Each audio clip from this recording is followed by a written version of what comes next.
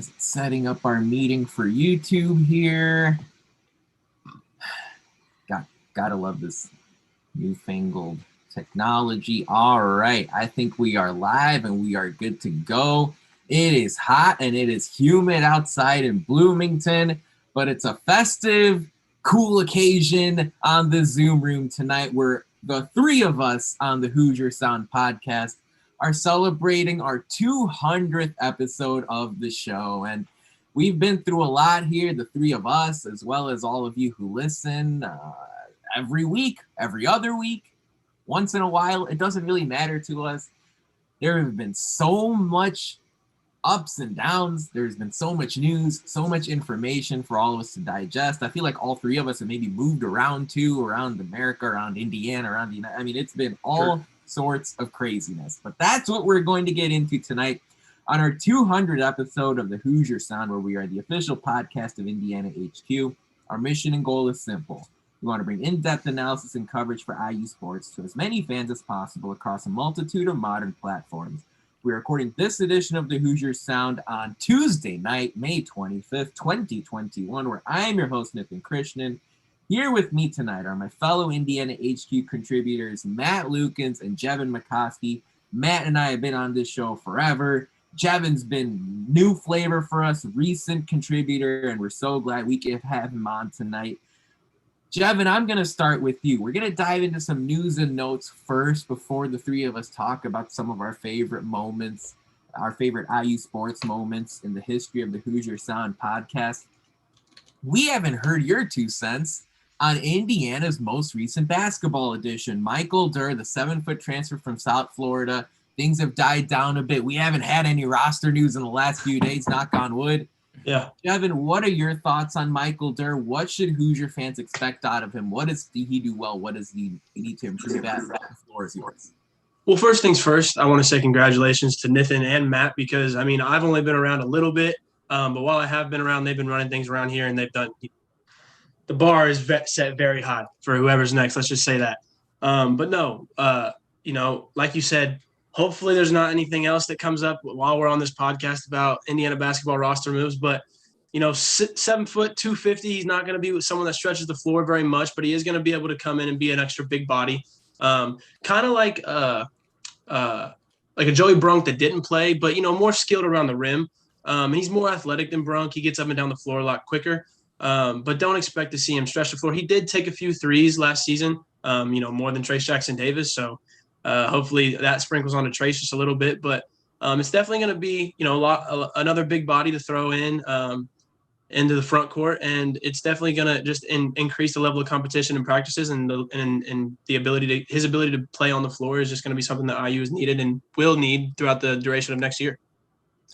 Yeah, I love your comments about Durr. He's going to come in and he's going to add that physical presence inside. I like the comparison with Joey Brunk, honestly. It might be an easy one to make because Brunk was obviously just here for a couple years, but sometimes easy is what works best. And Durr is somebody who just seems to be a more physically gifted version of Joey Brunk, and that's a good sign. Brunk may have just a little bit more skill down low. I'm not sure, but that's the kind of player you can expect.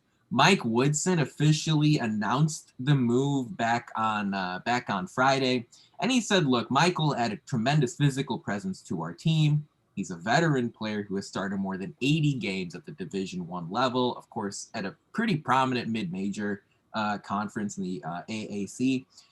Woodson goes on to say he thinks he has shown he is an excellent rebounder. His free throw shooting is markedly improved, and he can help us offensively and defensively down low. He's a true center who will make us better. So that sort of wraps the bow on the Michael Durr story and the report. We'll see now as the offseason continues how he'll fit into the rotation, into this depth chart as the weeks go on. Matt, I'm going to flip it over to you. How are you doing today? The other big news, basketball news that came down the pipeline this week is that our old friend Jerome Hunter announced a commitment to Xavier. Xavier's a team that seems to be in contention for an NCAA tournament spot this upcoming season. But like I said, how are you doing on this festive day, and what are your expectations of Jerome Hunter and Xavier? Yeah, I'm doing great. I mean, I'm super excited, but summer coming around. I'm here in Indy enjoying the good weather, which is nice. And Jerome Hunter going to Xavier, I thought was interesting. Remember on the podcast last time we were on, talking about places Jerome could land. I said somewhere like Missouri Valley, Ohio Valley Conference would be good for him.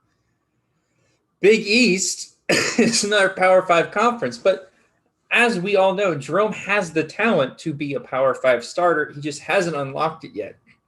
And Xavier's going to be a pretty good team next year in a good conference in the Big East.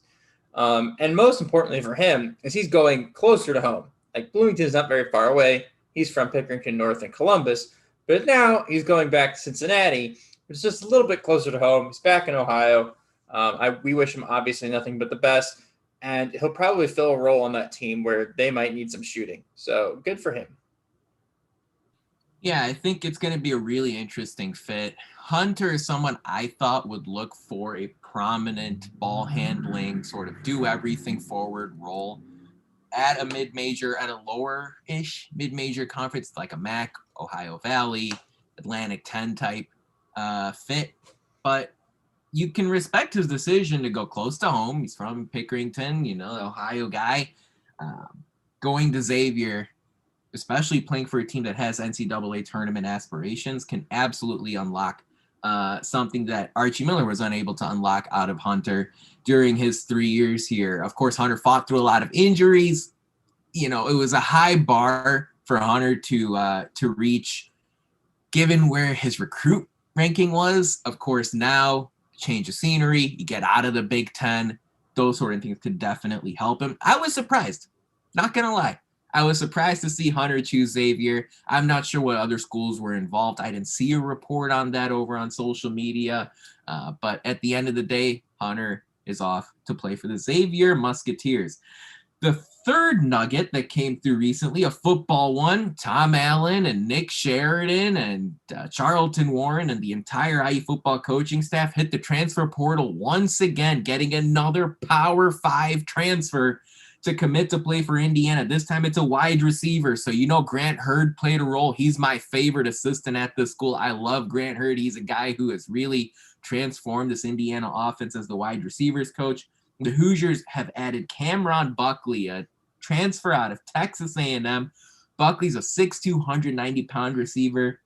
I expect him to compete with guys like Miles Marshall and David Ellis for snaps on the outside, on the boundary. I don't really see Camron as a slot receiver. I don't see Buckley as a slot receiver. I see him playing on the perimeter, but if Ty Freifogel were to get hurt for whatever reason, or Miles Marshall were to get banged up, I can really see Buckley do some damage in that area. He played at Texas A&M. He has 1 year of eligibility remaining.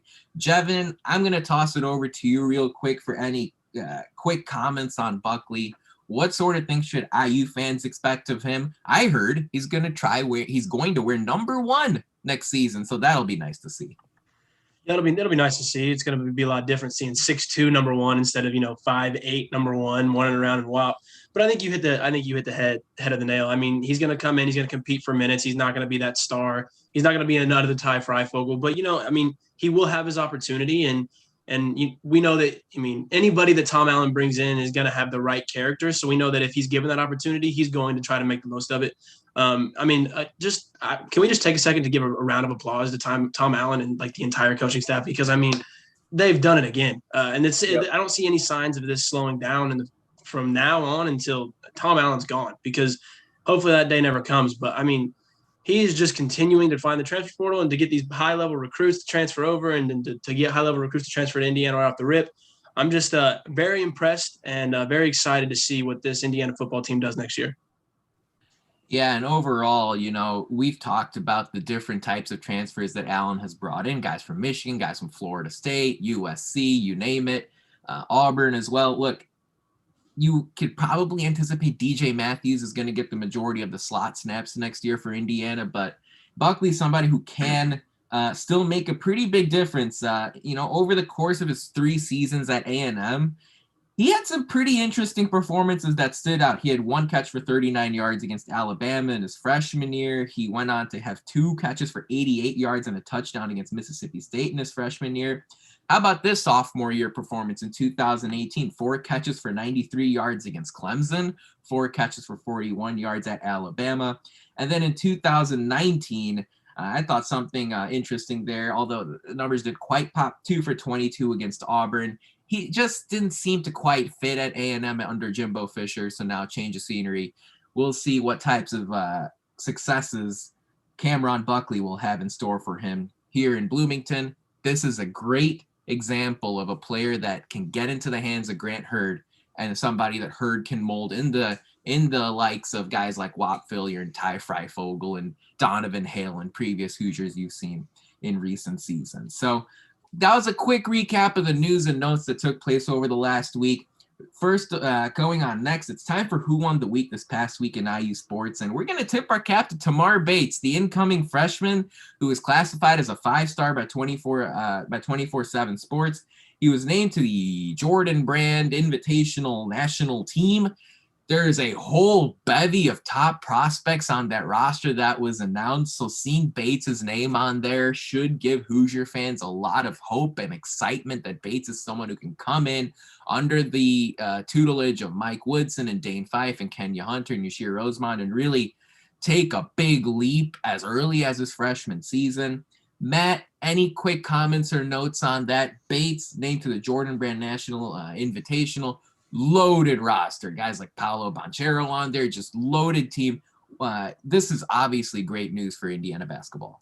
This is great news for Indiana basketball, but this is going to be a bit of a deep dive joke for me that I'm about to say, and that is I hope we don't see him jump on any draft boards after the Jordan game, because the last guy that did that was out of the program in 1 year, and that was Clifton Moore. So yeah, I'm excited for him, though. I mean, like, getting invited to these things at the end of high school. I remember, for me, I did marching band, which is a little bit different, but I got invited to a bunch of these, like, all-star teams or whatever.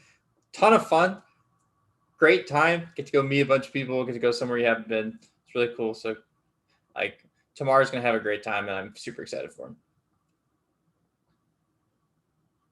Was on mute just briefly there, but yeah, Max Christie, Paolo Banchero, great 5-star prospects on that roster, and I love the Clifton Moore reference. I think there was a little shiver that went down my spine, but it's all good. We'll see how this all plays out. You never do know. You really don't. No matter what the recruitment rankings are, no matter what 24/7 Sports or ESPN or Rivals, so you really don't know exactly how these players are going to turn out. Do we remember who it was that gave out that report that put him on the draft board? Was this Jonathan Gavoni? You know what? I can't remember off the top of my head. It wouldn't surprise me if it was Gavoni from Draft Express, but I think so. Yeah. He got my hopes up for Clifton Moore so much, and they were just absolutely shattered. Well, I mean, if you look at the frame of Clifton Moore, I mean, he was super tall, real lengthy, had the athletic ability. Like, he had it all there. It just didn't come through. But it's just like you said, Nithin, sometimes that happens with players. And it's just college basketball, especially in the Big Ten. You really just never know. So let's put that segment of our show behind us, and let's get to what we're all here for tonight. And that's the three of us really reminiscing and looking back on some of our favorite IU sports moments in the Hoosier Sound era. And we're going to span the entire range here. We're going to go from best to worst. We're going to talk about the most unexpected events that we've seen that have turned into some of the greatest podcast episodes we've had in the last couple of years.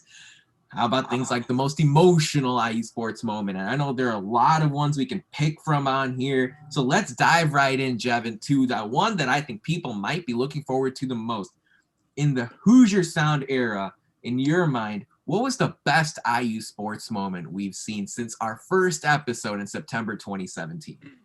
So like I said at the beginning of this, I haven't been around as long, but I still, wanted to stretch since like November 8th, 2017, the first episode. But the best one that I could think of off the top of my head has to be last year beating Penn State. Michael Penix Jr. stretching for the goal line for the 2-point conversion. I mean, that entire game, really. I mean, you saw from that game, it was a kickstart to the program, to like a program's defining season. Kind of put IU on like more radars around the country. Now, Penn State didn't go to be the Penn State that everybody knows to be usually that last year.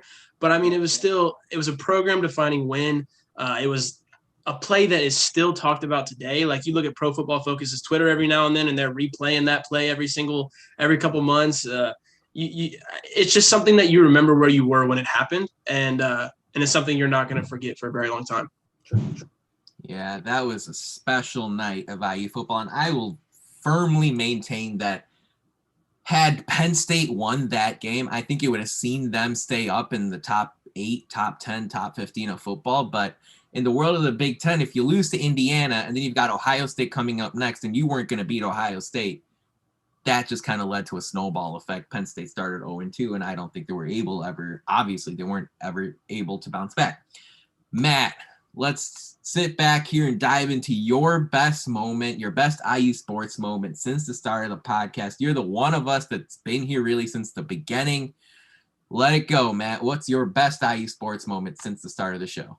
That is true. I've been here since episode 1. So I've made it this far. I think but like when you're asking these questions, honestly, and I've been here since episode 1, I'm like, I don't remember what the heck has happened. Like 2017, what? We started in 2017. Oh man. Probably for me, off the top of my head, I would have to go the 2 soccer national championship games.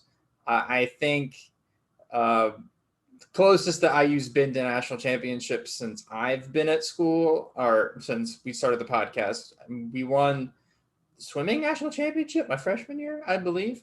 But then that was the last one. So the closest we've been, and the soccer team's continued success has been great. And so I like to point that out. Easy to say basketball win here, basketball win there. Easy to say the Penn State game's actually a really good one. Jevan kind of stole it. So I got to go with something different. So the soccer team gets their shout out on this podcast. I love it. The soccer team is such a reliable, a program here at Indiana. And if you don't know and you're a big fan of the Hoosier Sound, make sure you pay attention to them. They're someone a team you can easily get behind. True. And they're a team that always seems to come up with the vast majority of good news compared to bad news. So certainly a program worth following. I'll go the men's basketball route. And, when I joined this podcast, I really wasn't sure what I was getting into, but I remember one of sort of the most exciting moments that really seemed to gain a lot of attention was when Rob Finney hit a buzzer beater against Butler at Bankers Life Fieldhouse. And that was a shot when Finney hit it. Indiana sort of continued this really great non-conference start to their season. Archie Miller was taking big strides in year 2, and Romeo Langford was going. And what's crazy is obviously didn't work out like we all wanted to, but in that moment, when you take it in a vacuum, you saw Finney hit that crazy shot, and you went, oh, well, this Indiana team's right on track to do exactly what Fred Glass and Archie Miller wanted to do. And of course, it didn't end up that way. But obviously, Michael Penix's touchdown against Penn State, I should actually say the 2-point conversion against Penn State, that's the one that we all care about. Yeah. Is such a great pick. We had an emergency podcast episode the morning after, and it was surreal. It was like when you look back on it, you kind of went, so Indiana wasn't just close anymore. Indiana actually beat them. It actually beat a long-time Big Ten powerhouse like Penn State. And you went to bed that Saturday night, and Indiana had more points on the scoreboard than the Nittany Lions did. You went, what? How did that happen? Especially with how crappy that game was, really, until the end of regulation. The Hoosiers were completely outmatched and outcoached top to bottom until the last couple drives of that game, the end of regulation. And then, of course, what you saw in overtime. So one of us predicted them to win, too. I know, Matt. And look, you went into that game. Penn State was something like a 6 or 7 point favorite. By no means was the expectation that Penn State was going to come in here and wipe the field off Memorial Stadium and crush the Hoosiers. But man, Indiana just looked like they were completely confused that whole game. And then, of course, now we look back and it's one of the most memorable moments, the best moment, really, as far as the Hoosier Sound era. Let's flip the dial. Let's go to the complete opposite side. All right, Matt, I'm going to start with you. The worst moment, the worst IU sports moment in the history of the Hoosier Sound. What crosses your mind as far as this one goes? Oh, man. Well, honestly, for me, I have like two that come to mind. One of them is like really mean, and one of them is like an actual just sad moment. Right, So I'm gonna go with the really sad moment. You can do both. Throw both out there. Okay. Yeah. The mean one. I'll start off with the mean one first. Is the moment that Archie Miller was hired. The second Wow. one, which is just sad, is when Penix fell on the sideline as tore his ACL. Oh man! In the Maryland game when we're up a couple scores and should just be fine, because a healthy Penix means not only we probably win more games or we have a better ending of the season for sure. With Penix. We probably win the bowl game. We definitely win the bowl game. We probably even get a better bowl game because they're like, we're not missing our starting quarterback. So for me, that's got to be the real one. And then, we can laugh about. Man, that's a great pick, the Penix one. That felt like it drove a dagger through my spine right there. I mean, Indiana moved on after winning that game against Maryland. They moved to 5-1. And Indiana was the number 12 team in the country going into that game. And the Hoosiers won. Yeah. And you went, oh, this kind of sucks. Mm-hmm. Indiana won that game 27-11, and it took all the momentum out of the air. Well, but then the next week we went and played Wisconsin at Wisconsin with Tuttle, and we won. And then, then we were like, oh, okay. And then it just right. I know. But taking that Maryland game in its own entity sort of way, it was so strange. As somebody who's watched every single IU football game since 2009, where I was looking at this and I was going, the Hoosiers are 5-1. They're number 12 in the country. They're having the best season they've ever had. They crushed Maryland. I mean, this final was 27-11. And Talia Tagovailoa threw a garbage time TD. It was 27-3 in all seriousness. Yeah. And you went, well, this feels like all the losses Indiana's had every year. And it just went like, wow. And like you said, Jevan, they credit to Jack Tuttle and to the football staff and to the rest of the Hoosier team. They ended up going into Madison and winning. Oh yeah, okay, this is great. So anyway, I love that pick, Matt. Let's go to you, Jevan. Your worst IU sports moment in the era of the Hoosier Sound. Okay, so I didn't really start loving college basketball until Archie got here. I always paid attention to Indiana basketball because I grew up here, and of course, I mean, if you live in Indiana, you know that basketball is everything, and you watch a little bit of games every now and then. But 2 months and 2 days after the Hoosier Sound started, Indiana State University came to Bloomington.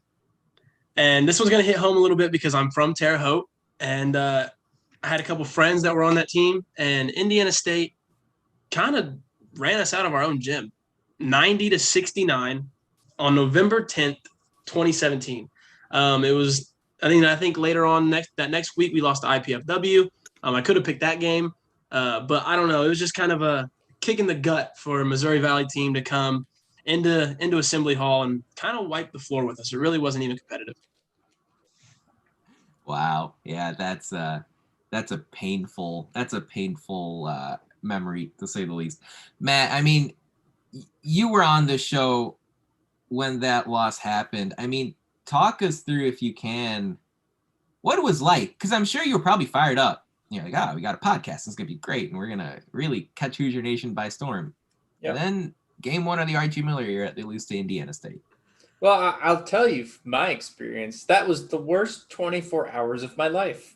All thanks to IU. And I'm not, this is not hyperbole. Like, of the most miserable 24 hours. So in context, that game was on a Friday night to start the season in Assembly Hall. The band decided that our away games, the band takes one away game per year. I was in the Marching 100, was going to be at Illinois that Saturday. But being in basketball band, you had to stay back for the basketball game. So, and the basketball game wasn't until 9:00 on a Friday. And the Illinois game was at noon on Saturday, but it was at 11 Central Time because it's Central Time. Awful. So that game lasts 3 hours, the basketball game. that we lose by 20 something, and the band has to stay back later to pack stuff up and whatever. This is the basketball band, and there's just like 30 of us. They took a small band, so we lose. I'm pissed.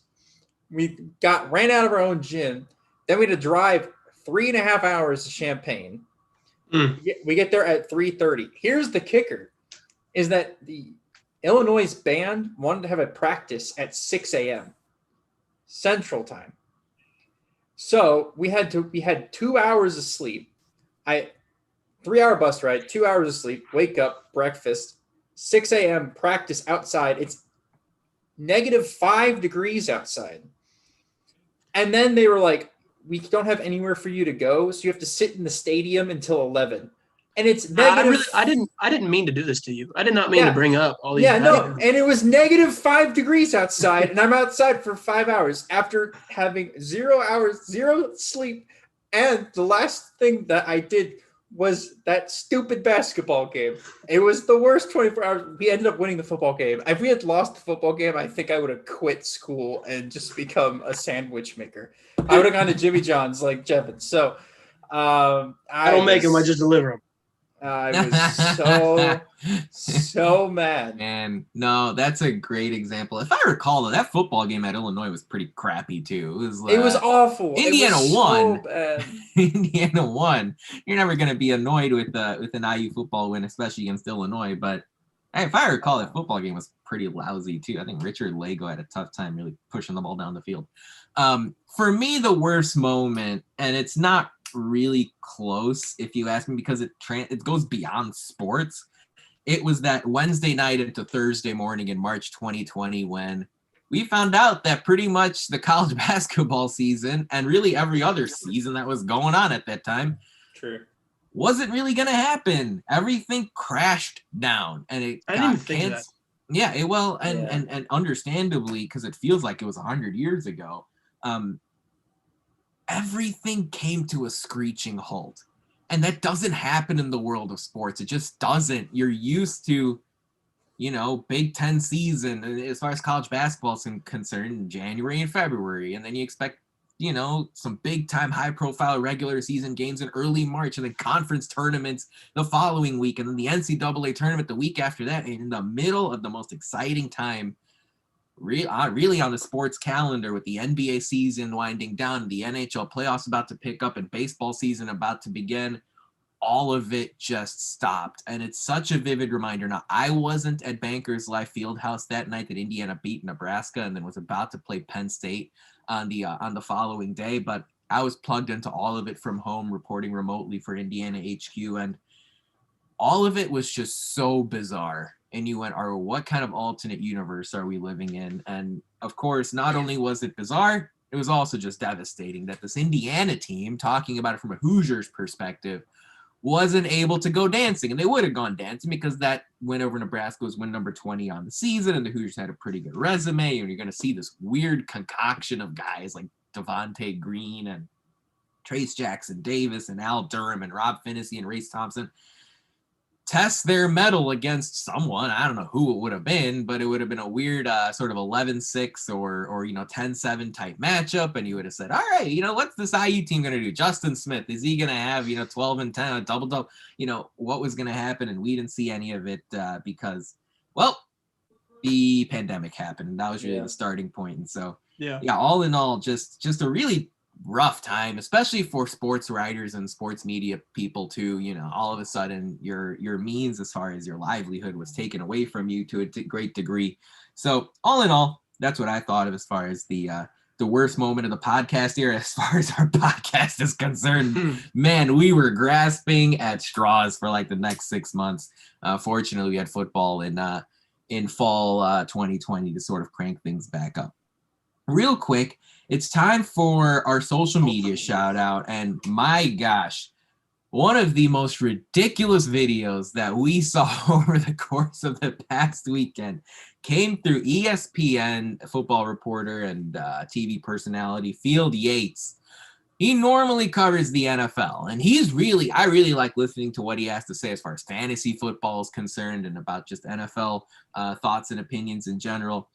But over the weekend, Field Yates posted a video of former Indiana football offensive lineman, also Carl Sandburg High School offensive lineman, shout out Chicagoland area, Dan Feeney, chug a beer with an absolutely insane mullet at a New York Islanders playoff hockey game. And if you haven't seen it, you absolutely need to see it. It was one of the most ridiculous snippets of online content that's related to Indiana sports that you could ever find. It is ridiculous. It is crazy. His hair is obnoxious. By the way, really nice signing by the Jets to add Dan Feeney for a pretty affordable one-year deal. I think he's going to help their new rookie quarterback, Zach Wilson, in a big way. So social media shout out there, Dan Feeney, chugging a beer in a mullet at an Islanders playoff game. Did not expect to say those words during any particular podcast here in the Hoosier Sound. He's good at football and he's good at tailgating. I don't how is that even possible? You're only supposed to be good at one or the other. I mean, just all of it. Jeez. I mean, and for his sake, that'll probably catch on like wildfire in the locker room. He's probably going to be a fan favorite as well as a player favorite too for the Jets here going into OTAs and then training camp in about 6 to 8 weeks. Friendly reminder, you can find us everywhere on social media at the Hoosier Sound and at Indiana HQ. Twitter, Facebook, Instagram, YouTube. Those are our main platforms. Of course, on Instagram, Matt, we're not Indiana HQ. We are Indiana.HQ. I was about to correct you on that. No, I know. That's a setup. You see what I'm doing there? So all in all, make sure you go like us, go follow us, go retweet us. We're your one-stop shop for IU sports. So no matter what you care about as far as the Hoosiers football, men's basketball, women's basketball, soccer, we've got everything. Baseball and softball. Softball season's over, but baseball's right in the thick of an NCAA tournament chase, at-large bid. They've got Maryland coming up here in a humongous series, and it really comes down to this their entire season. So we will see how it all plays out. Let's continue on our path here. Some of our most memorable IU sports moments in the Hoosier Sound era. I'm going to jump into the most unexpected moment, okay? And we've seen a lot of weird, crazy things as far as the three of us hosting and co-hosting this podcast. I will never forget in my life how weird it was for that Romeo Langford IU basketball team to beat a Final Four bound Michigan State squad twice. They did it in East Lansing in the midst of like a 12-game losing streak. They went into East Lansing on a Saturday night on ESPN, College Game Day at Breslin, and the Hoosiers somehow won. And then, of course, a few weeks later, Indiana and Archie Miller just really wanted to twist your screws by beating that same Spartans team in Bloomington. And I vividly remember that day, too. It was a noon Eastern start, Fox TV. Gus Johnson was on the call, and Rob Finney shut down Cassius Winston on the last play of the game. And you went, what? This Indiana team that lost a bazillion games in a big-time spring Big Ten gauntlet swept the Spartans? Are you kidding me? So I just remember those podcast episodes, like going into each game, I was like, well, this is going to be miserable. I'm going to have another woefully disappointing perspective on the state of this Indiana basketball team. And then they somehow beat top 5 Michigan State twice. It made absolutely no sense and ended up creating one of the weirdest NCAA tournament resumes you would have ever seen. Of course, Indiana missed out on the tournament. It goes without saying. Jevan, how about you? What's your most unexpected moment, most unexpected IU sports moment of the Hoosier Sound era? It has to be, without question, Bob Knight returning to Assembly Hall. I mean, it was just the fact that it was so unknown whether or not it was actually going to happen or not. I remember that game was a noon or 1 tip-off. It was against Purdue in Assembly Hall, and I went to the game as a fan. It was snowing. It was like -4 degrees. I got there at 4:30 in the morning. I was like the 7th person in line, and as the day went on, people were like, I think this is actually going to happen. Like, I think Bob Knight is really going to be here. And then we got there and Sage Steele walked in and Mark Cuban walked in, and it was just bananas from the get-go. I mean, they let students in an hour and a half early, and it was wild as soon as we stepped in. And then halftime came. And it was just it was a mix of, like, you wanted to just scream as loud as you could, but you also just wanted to just sit there and soak it all in. And it was a weird mix of feelings, but it was something you were just like, I'm going to remember this forever. Like, people that lived in Bloomington and grew up watching Indiana basketball have been waiting so long to see this day. And the fact that I got to be there in person, I didn't get to cover it because I wasn't a part of Indiana HQ at the time, but man, I wish I was, because it would have been one of my favorite things that I ever got to cover. Now, we didn't win the game, of course. Archie Miller never beat Purdue, but it was something that you could drop a pin and you would have heard it in Assembly Hall. And as soon as he put his fist in the air, you couldn't hear yourself think. Yeah, to give us a little bit more perspective from the podcast side of things. So I was there covering it for Indiana HQ. And all those comments that Jevan made, I can echo. It was super weird because you were like, well, these rumors have happened for previous games. Come on, this isn't really going to happen. No. And then I forgot who it was exactly. I think it may have been Seth Davis with the Athletic. He sent out a tweet that was like, oh, this is probably happening. And he went, oh, it was a blue check mark, a pretty reliable one who normally doesn't say that much. Well, interesting. And then, we started preparing for it just in case. But then there was this mad dash just before halftime that all the media there had to make late in the first half, which is not a normal time to sprint around Assembly Hall. He made this mad dash from press row, which is about 35, 40 rows up in the lower row of in the lower bowl of Assembly Hall, all the way down to court level. And he said, well, if it's gonna happen, we've got to be there to make sure to capture it that it happens. And well, fortunately we did. And you can head over to Indiana HQ to see the footage from that moment. It was absolutely ridiculous. The crowd noise was unlike any Assembly Hall environment I've heard since the Kentucky game in 2011. So it was absolutely ridiculous. And then, of course, it was another disappointing loss to Purdue, like you said, Jevan. So the podcast the following Tuesday was just like, yeah, Bob Knight. Shoot. His Indiana team's kind of screwed. Fortunately, we were able to kind of rescue the season and put themselves in a tournament spot. But, of course, then the world ended. And it was also sorry, I just want to say one more thing. It was also cool because like Dickie V called the game, and it was like one of the last games where he was like before the game he came up into the student section and was involved in everything, and it was just super cool. And then like he came out on the court and he was like, defense, and we never played defense. So it was absolutely unforgettable. Matt, how about you? Your most unexpected IU sports moment since the Hoosier Sound began? Yeah, I've been saved to last, and I've been kicked and downtrodden all the way down the list. I just gonna go like Hoosier Sound moments for this one, I guess, and that is Christian Lander signing or committing while we were mid podcast, because usually, and you'll often see me, I'm looking at my second monitor. When I'm looking at my second monitor, I'm looking at Twitter. I'm listening to the guys. I'm listening to it like it's a podcast like everybody else. Thanks, Matt. Yeah. But I'm just not looking them straight in their beautiful, wonderful faces.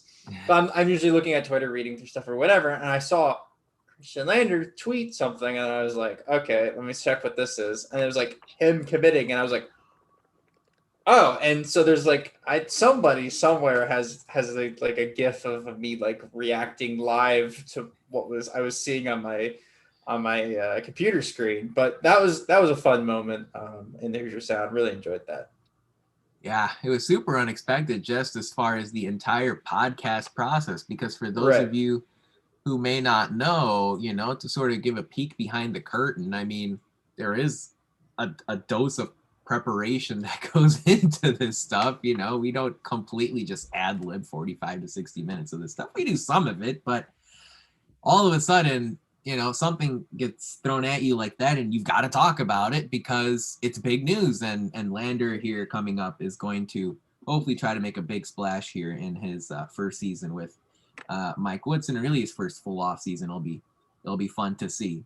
Matt, I'm going to stick with you here, okay? Now, this is going to be an interesting question. We've talked about similar types of experiences and games and plays and things like we talked about the best moment, we talked about the worst moment, most unexpected, but how about the most emotional moment you've seen? It could be angry, frustrating, elated, just completely downtrodden and devastated. We've had all of it since the start of the Hoosier Sound. What's your pick as far as the most emotional IU sports moment in the last few years? It's got to be the Penn State extra point conversion. I can't come up with a new thing for every single answer, and this one's just the easiest. It's a good pick. It's a great pick. It is the most emotional I have been. It was like pure happiness, but then I was like crying for some reason, and it's just like all the good emotions in the world. It was like finally like the worst team in the history of Division I football has a good team, and it has arrived, and the program is getting better, and there's momentum for it. So for me, the Penn State game's got to be the answer. No, great pick, especially when you consider that there was a lot of build up into that game, because you were like, okay, this is an Indiana team that no one has really seen, but based on what they did in 2019, they're returning a good chunk of their talent. And then the reaction after the game, not from just fans, but from the players and the coaches and the locker room post-mortem that post-game that Tom Allen gave to his team in the locker room was just all sorts of intensity. It just all kind of came out, and you just went, wow, this is great, especially in a pretty rough time where we were just about hitting the peak of the pandemic here in the United States. So it was great to see, great to hear. Jevan, how about you? You've covered Indiana sports for us here at Indiana HQ for a handful of months now. Whether it's during that stretch or before, what's the most emotional moment you've seen as we talk about things here in the Hoosier Sound era? I would love to stay on the positive note, and as easy as it is to say, like the pandemic hitting and having to cancel the entire postseason for college basketball, I'm gonna go with something that I got to actually experience firsthand, and that was going to Tampa Bay to cover the bowl game. I was so ready to, write a story about how we capped off the season with, a phenomenal game against Ole Miss, and got to play in Tampa Bay, Tom Brady's place, and it didn't go that way. It was like a quick. I was there for 2 days, and it was the quickest 2 days of my life. I flew in at like 5:30 in the afternoon the day before the game, was there for the whole day of the game, and then left at like 3:30 in the morning on the next day. And it was like I blinked and I missed it. And it's just not the way that I wanted it all to be experienced. It was fun, don't get me wrong. I was, obviously blessed to be able to go there and be able to experience it firsthand, but man, do I wish we would have won that game. Yeah. No, man, that was a wild ride. I mean, hopefully here with us, you'll have the opportunity to cover some winning bowl games here, perhaps as soon as whenever the Rose Bowl is in January this upcoming year. So what? No, nothing. Never mind. We'll just scratch that. We'll just scratch that when we get it. Look, for me, this one isn't even close. And it's funny, like before the pandemic hit, everything is sort of on the pandemic scale now. But before March, there was a game that Indiana played against Maryland in January 2020. And to cut to the chase, it was the day that Kobe Bryant died. And that was one of the most ridiculous, out-of-body, surreal afternoons/evenings of my life, because that day, Indiana, a team that obviously was fighting for an NCAA tournament spot, faced the top 10 Maryland team. And it was the weirdest basketball game I have seen in the Archie Miller era, okay? When you look back at his 4 seasons, that home game against Maryland, just from a basketball point, was the weirdest. There were these massive changes as far as who was leading in the game and by how much. I think Maryland led by double digits, and then Indiana hit like 8 out of 9 from 3 to take the lead and then go on a pretty big run to have a comfortable lead. And then the Hoosiers led by 6 in the final minute and then gave the game away. Jerome Hunter committed some turnovers in a turnover in the full court press. Trace Jackson Davis wasn't able to hit a big shot at the end. Jalen Smith did, and then Jalen Smith ran over to the scorer's table and pumped his fist and pounded his chest because Maryland had a big win in Bloomington, something they hadn't done in a while. And Indiana was obviously devastated, throwing away a 6-point lead in the final minute to a really good team. But of course, this was all in the context of during the game in the second half, the news coming through that Kobe Bryant had unexpectedly passed away in a plane crash.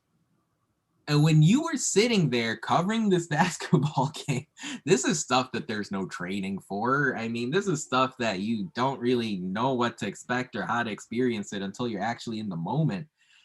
And when I was operating social media through Indiana HQ, I was like, what do I even say? Like, do I even talk about this game with this transcendental global figure passing away? Is it right? What's the right way to go? And so, like, all in all, it was all right. And I remember the post-game press conference, you know, the players found out about Bryant's passing basically through a question asked by a media member. Yeah. And this is like, well, this is really weird and totally things that we're not prepared for. And then, of course, the following Tuesday, we had a podcast episode, and you were just like, well, Indiana's in the midst of a big NCAA tournament push. But meanwhile, here's the thing about Kobe Bryant passing away. And also, it was just flat out the craziest IU basketball game we had ever seen. So all in all, again, it's just something you can't prepare for, just an absolutely crazy afternoon. I remember being at that game. I wasn't there as a media member. I was there, again, just as a fan. And it was like, I just got chills when you brought it up because like I was sitting in the student section and you could look around the arena and you could see the shift of emotion on every section of people. And then from the top of the student section all the way down, the news came down and it was like TMZ just reported this, TMZ just reported that. And everybody was like, oh, everybody's like, oh, it's TMZ. They've done this many things. And because at first it was like Kobe and his whole family, and then it was Kobe. It was just Kobe, and so you didn't know what to believe. And then I remember after the game, me and a couple of friends, we went to go eat, and it was just all over every TV screen. And that's when you were like, okay, yeah, this really happened. And it was, I mean, that's one of those ones that's stuck out the last few years where it kind of shook up the entire world. It really did. I mean, that's a great point you made about the atmosphere in the arena, just because like Indiana would hit a big shot. And for those of us that have been to dozens, if not hundreds of Indiana basketball games, you would expect this massive roar from 17,000 people in a big-time home game against a top 10 Big Ten leading team. You just didn't get it. It was like a non-conference game against, a 300 RPI school, a 300 Ken Palm school. We're just like, yeah, all right, great. I don't know how to feel about this. And then, of course, we found out after the game that Archie Miller and Kobe Bryant had known each other for quite some time. They go back to their days in Pennsylvania. They played against each other at the high school level. It was all very strange and easily the most emotional Indiana HQ / the Hoosier Sound moment I've had during my time here. So as we wind down on this incredible Tuesday night, it's hot and humid in Bloomington, like 90 degrees or something. I don't know what's going on out there. All the cicadas are out. It's ridiculous. Matt, what are your final thoughts here as we wrap up our 200th show? I'm sure there's going to be at least 200 more. What are your final thoughts as we wrap up tonight? Well, being the only one here that's been here since episode 1, I just want to say that it's crazy how far this has come. You know, originally when we started the Hoosier Sound, it wasn't even, we call it the Hoosier Sound because all of the 3 co-hosts were in band and we were Hoosiers, but we wanted to make it a general sports podcast. So for the first couple episodes, we talked about the Lakers and the NFL and a whole bunch of different stuff. And so to go from just shooting from the hip, talking about the Spurs and how much I hate the Spurs, to then now this and what it's become and all the people that I talk to all the time whenever I'm on the HQ Twitter account or the Hoosier Sound Twitter account or any of the people that leave comments about how messy my room is on YouTube. Like, it's absolutely insane. And I just want to thank you guys. And I'm sure I'm speaking for Jevan and Nithin when I say this. Thank you so much for all the support. It's seriously, like, it means the world that people like want to listen to me ramble about sports and getting stuck in Illinois in -5-degree weather outside. So. Well, we're gonna have so many more of those stories in the weeks and months to come, Matt. Jevan, how about you? I know you've recently joined our team here, but you and I and Matt, we've all been through so much. What are your final thoughts as we wind down here on episode 200? Yeah, like you said, 200 down, 200 to go. And then we'll see where we go from there. I haven't been around the longest time, but I plan to be around for a pretty long time. I've gotten to experience a ton of things, and I can't wait to experience a ton more. I will be watching in person CJ Gunn this weekend. I'm going to his AU tournament, so there will be a story on that this weekend. So look forward to that. Yeah, I'm just excited to have you guys still keep me around.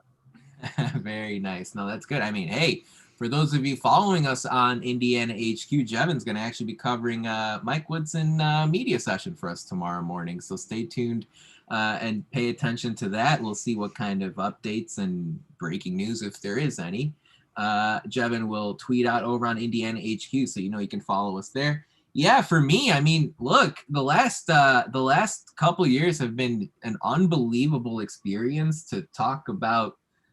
The ins and outs of IU sports obviously have looked dumb more than once. Make no mistake about that. And here's the deal.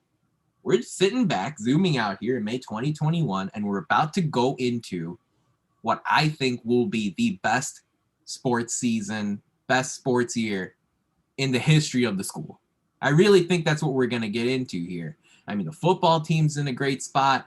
The men's basketball team looks like they're going to get better than what they were in recent years. Women's basketball is crushing it. Men's soccer is doing awesome. Baseball's always a major threat in the Big Ten.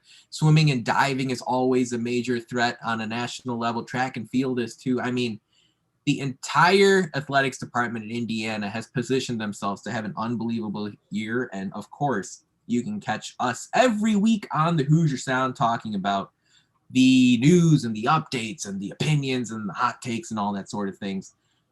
And we're available pretty much wherever you find podcasts. So when it all comes down to is that we thank you for joining us. That wraps it up for our 200th show of the Hoosier Sound. We really appreciate your support. Thank you to our live audience every week. You guys are all beautiful people. To hear more fantastic episodes like the one you heard today, be sure to follow us at Indiana HQ and at the Hoosier Sound. To make sure you don't miss any in the future, you can also go to our website, indianahq.com, to find everything in one place. Lastly, if you enjoy our show, leave us a review, tell a friend, share our links. Your support really helps us grow this podcast and reach more passionate IU fans such as yourself. But as always, thank you for listening.